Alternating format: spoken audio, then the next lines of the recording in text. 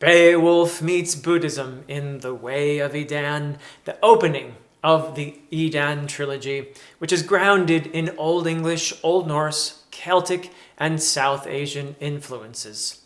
While hearkening back to classical fantasy, it features magic rooted in Hindu and Buddhist philosophy.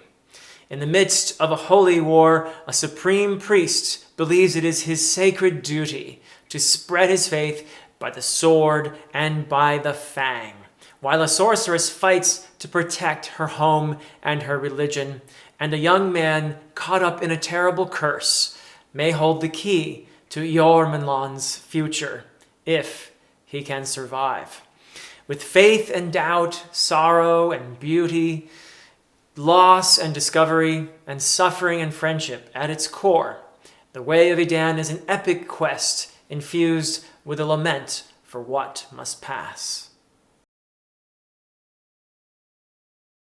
Hi everyone, and thank you very much for watching this short pitch of Heroes of Chaos. I am Baptiste Pinson-Wu. As you can hear, I am French, currently living in Tokyo, and I'm the author of the ongoing Three Kingdoms Chronicles series. Heroes of Chaos is the second book of the series. It came out March 15, I believe, and if you're not familiar with the Three Kingdoms, let's just say it's a fairly brutal period of Chinese history, and it took most of the 3rd century CE. And if you've played games like Dynasty Warriors, Total War Three Kingdoms, or the recently released Wolong, or if you watched the movie Red Cliff, or any of the many TV shows and anime on the topic of the Three Kingdoms, well, you should know pretty much what to expect with Heroes of Chaos and the next 10 previous books. So in Book 1, Yellow Sky Revolt, we embarked on the life journey of Liao Hua, the future general of cavalry of the Shu Han Kingdom, as he tells it to a scribe from his own kingdom on the morrow of their defeat. So we go back in time all the way to his childhood in Jing province, just before he gets swooped into the uprising of the Yellow Turbans. Things happen and Liao Hua finds himself under the banner of Cao Cao, who sees great potential in the child. Heroes of Chaos starts exactly where we left off with Yellow Sky Revolt, at the gates of Hulao Pass, where a coalition of warlords have gathered to fight the tyrant who is controlling the court. So Liao Hua is there to witness the battle, and especially will be there to see the duel that is maybe the most famous in Chinese folklore between the mighty Lu Bu and the Liu Guanzhang brothers. Now, I won't spoil any more than this. This series is pure historical fiction.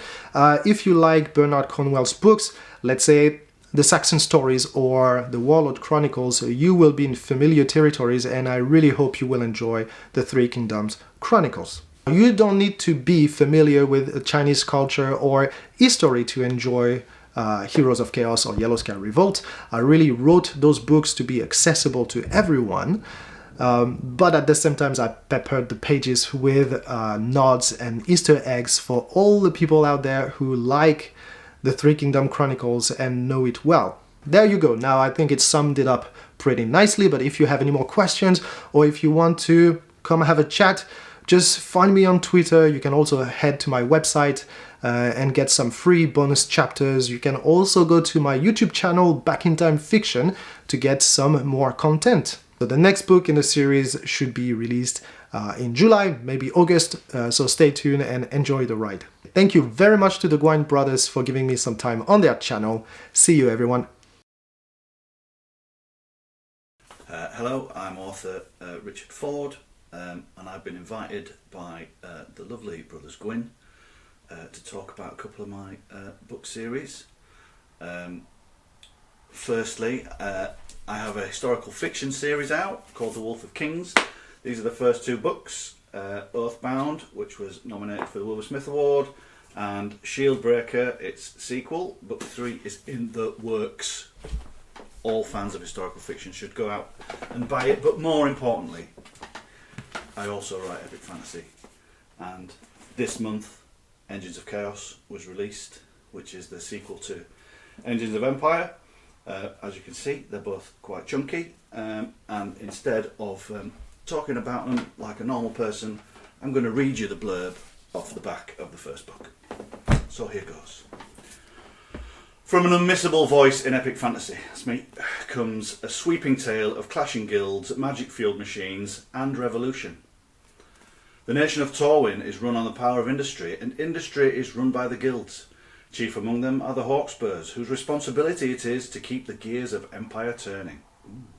That's exactly why Matriarch Rosamund Hawkspur sends each of her heirs to the far reaches of the nation. There's a little taster for you. I'm not going to read it all because you can go on online and read it for yourselves. But needless to say, it's everything you'd want from an epic fantasy. So thanks once again to the Brothers Gwynne, and step out and buy yourself some books. See you later. Hello everyone. Thank you Brothers Gwynne for having me on to talk about my new book. I'm Tom Lloyd, author of 14 mostly fantasy books. So of course, I'm here to talk about historical fiction. Verona in Autumn is my sequel of sorts to Romeo and Juliet, because it turns out I'm actually dumb enough to invite comparisons to Shakespeare. It's set in the early 15th century with a very simple premise. What if Romeo and Juliet didn't die? Once I had that idea rattling around my head, I had to write a scene to work out the how and why. I was supposed to be writing something else at the time, but I was avoiding it. It's that, by the way. Once I'd started, however, I just couldn't resist seeing where the book took me. The story starts where I diverge from the play, when Romeo is drinking poison in Juliet's tomb. If that's water instead, the book can run off in a whole new direction. Neither of the young lovers die, so instead they escape into exile. I then decided to jump to 20 years later, partly because I wanted the feud to have lots of time to fester, and partly because teenage Romeo was a bit annoying. So I made them adults with grown children of their own to look after. The family all returned to Verona under orders from the real-life Duke of Milan, who ruled the city then. Their mission is to finally end the feud between the families, because of course that's raged worse than ever since they fled the city, and they think Juliet's dead. But as you might imagine, a lot of people don't want that to happen. Where there's chaos and fighting, there's usually someone making a profit as well. So this isn't going to be an easy task, and you might be shocked to hear nothing goes to plan. To help them, they have a real-life soldier called Francesco Busona, a number of characters from the original play, of course, plus a couple of mercenaries who are actually inspired by other novels. That's purely for my own amusement, but bonus points if you work out which books they come from. If romance isn't your thing, don't worry. There's more blood than the original, and nor is it as hard to read as Shakespeare's plays. Hopefully you will find adventure, drama, intrigue, some slightly Shakespearean dialogue, and, a little bit of romance, but not too much. Verona in Autumn is out on the 11th of April. I'd love for you to check it out. Thank you. Hi, I'm Tim Hardy, a UK-based fantasy author. I want to start by just saying thank you to the Brothers Gwynne for giving me a spotlight on their channel. Thanks very much. I really do appreciate you helping to spread the word. I'm probably best known as the author of the Brotherhood of the Eagle fantasy series. The first book, Hall of Bones, was a finalist in the self-published fantasy blog off writing competition back in 2021.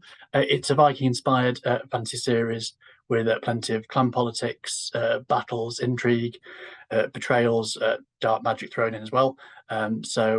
All three books of that series are currently out at the moment, and I'm currently working on the fourth and final instalment due for release in 2024. However, I'm actually here today to talk about my forthcoming new release, which is A Quiet Vengeance. That book, it's not coming out until the 15th of April, although you can pre-order a copy from the 8th of April onwards. As a result, I've only got the proof copy of the physical book at the moment, literally the only one in existence right now, so hoping that will all change during the month of April. A Quiet Vengeance is set in the same fantasy world as the Brotherhood of the Eagle, but I've moved to a different continent, taking my inspiration for the setting from the Middle East and North Africa. It's going to be the first of a planned series of interconnected standalone novels, so that might well appeal to people who perhaps don't want the commitment of committing to a full long series. These are going to be intended to be standalone novels, a complete story with each novel effectively.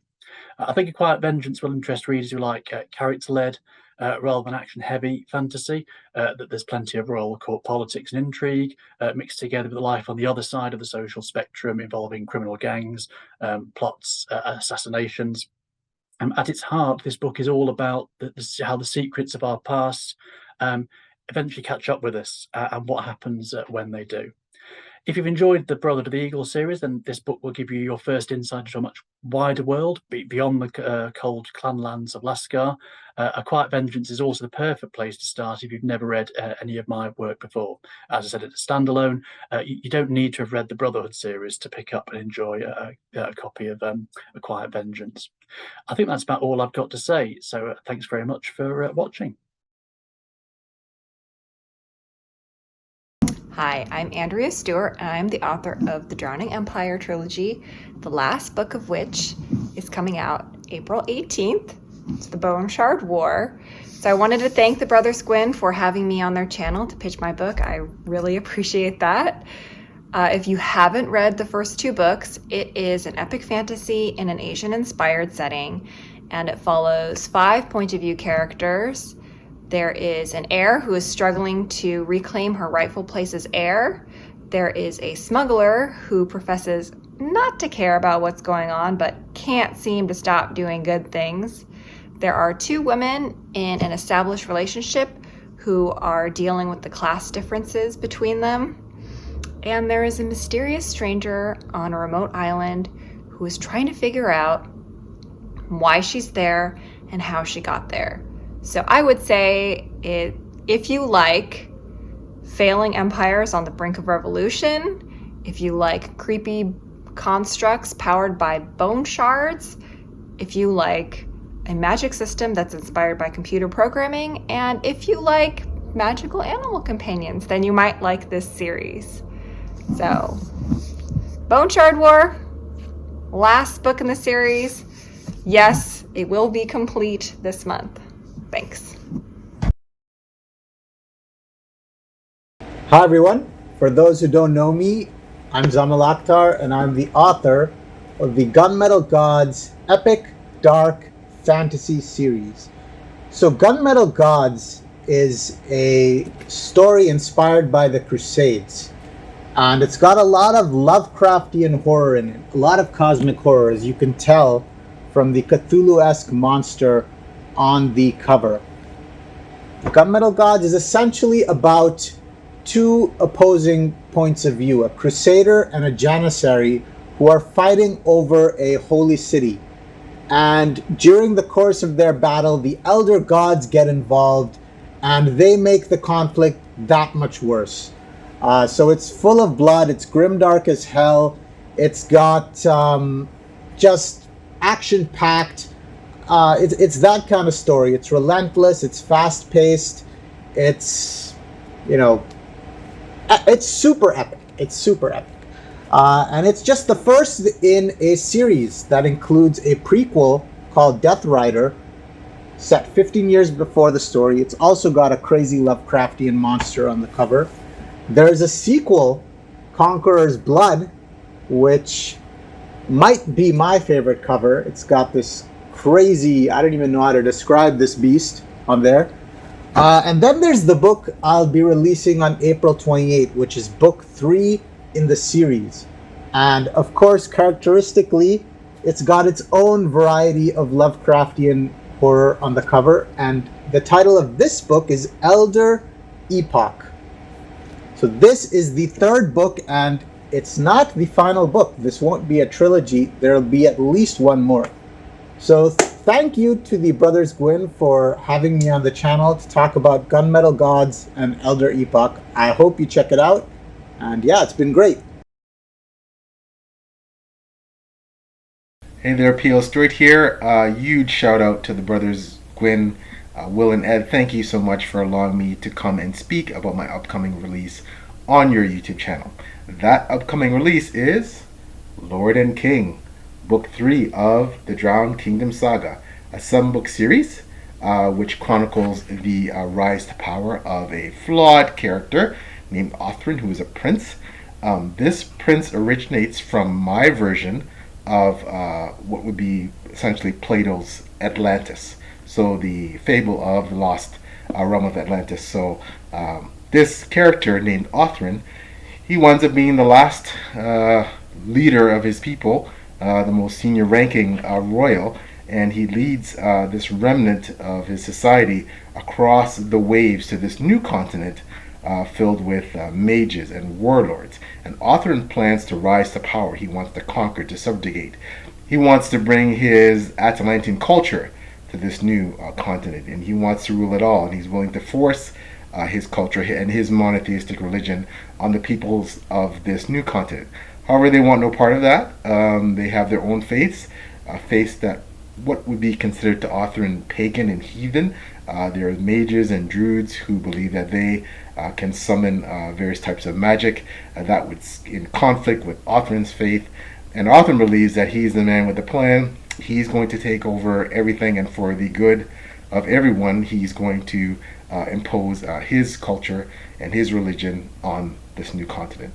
So that's in a nutshell what the Drowned Kingdom saga is about. Lord and King, book 3, very much seeing Othrin in a new role, and he's going to learn that the complexities of ruling are much harder than the complexities of trying to get to the point where you can rule. So that's what he's finding out in Lord and King. Again, this is the third book in the 7-book Drowned Kingdom saga. The first book, A Drowned Kingdom, and the second book, The Last of the Atalanteans, are out now, have been out for some time. Lord and King, book 3, will be published on my indie publishing company, Friesen Press. That will be released on April 28th, 2023, and it will be published on Amazon and the wider Ingram Network on May 5th, 2023. If you would like to get author signed copies through my website of Lord and King Now, we only have soft covers at the moment, but should have hard covers within a week or so, so somewhat in advance of actual publication. You can contact me at www.peelstore.com through my website, and if you'd like to get author signed copies of Lord and King. So once again, thank you so much to the wonderful Brothers Gwynne, Ed, and Will for allowing me to speak about my release on their channel. Take care, everyone, and have a fantastic day.